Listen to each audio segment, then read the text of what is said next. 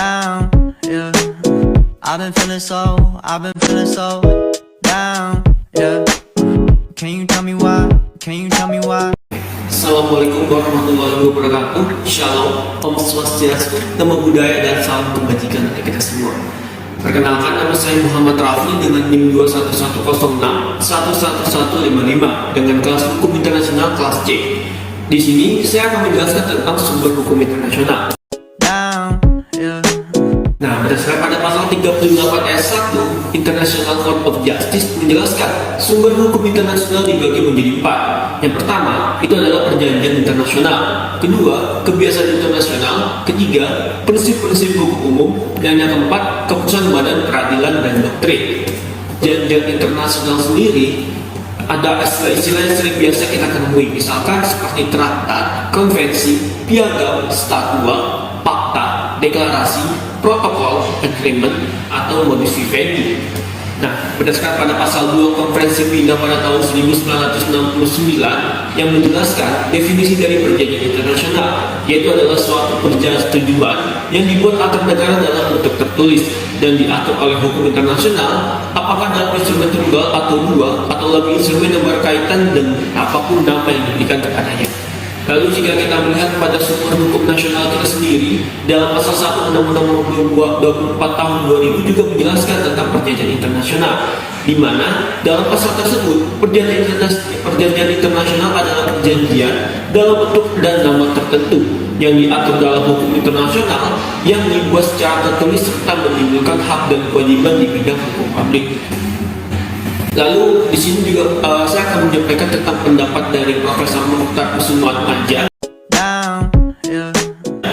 yang dimana perjanjian internasional sendiri adalah perjanjian yang diadakan antara anggota masyarakat bangsa-bangsa dan bertujuan untuk menghindari akibat-akibat hukum itu tersendiri. Lalu kita akan masuk ke sumber hukum yang kedua, yaitu adalah kebiasaan internasional. Nah, untuk kebiasaan internasional sendiri, pengertiannya dimuat dalam pada pasal 1 Statut Mahkamah Internasional. Internasional kebiasaan internasional merupakan bukti dari adanya praktek atau perilaku yang berlaku umum dan diterima sebagai sebuah hukum. Nah, lalu dalam unsur kebiasaan internasional, yang pertama haruslah merupakan praktek atau perilaku yang telah dipraktekkan oleh negara-negara secara berulang-ulang. Yang kedua, telah diterima atau ditaati sebagai perilaku yang memiliki nilai hukum dan diterima sebagai hukum di tengah masyarakat. Lalu, sebagai tambahan, dalam prinsip-prinsip hukum internasional sendiri, secara dituangkan dalam pasal 38 ayat 1 huruf C Statut Mahkamah Internasional, disebutkan yang melandasi secara hukum yang ada di dunia, baik hukum internasional maupun hukum nasional. Jadi istilah hukum di sini melengkapi latar internasional maupun nasional. Hukum ini sifatnya sangat fundamental, karena merupakan prinsip-prinsip dalam melandasi semua kaidah hukum positif sehingga berlangsungnya pun universal.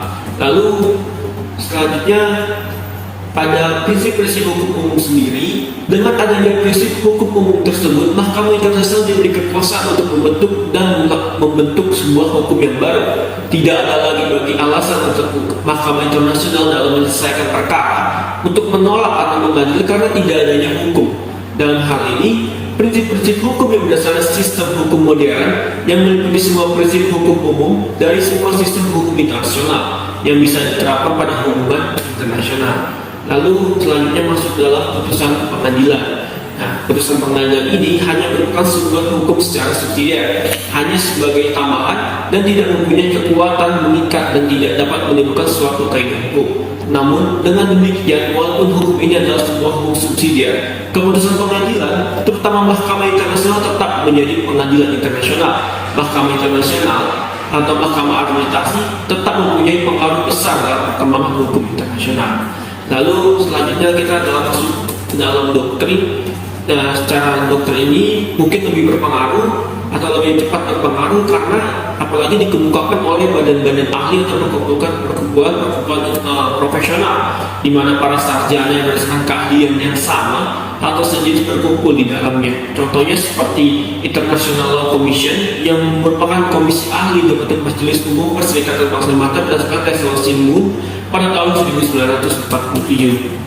Sekian penjelasan dari saya mengenai sumber hukum internasional publik. Mohon apabila dalam penyampaian saya terdapat kata-kata yang jelas atau kurang berkenan untuk diucapkan, saya mengucapkan permohonan maaf yang sebesar-besarnya. Sekian dari saya. Wassalamualaikum warahmatullahi wabarakatuh.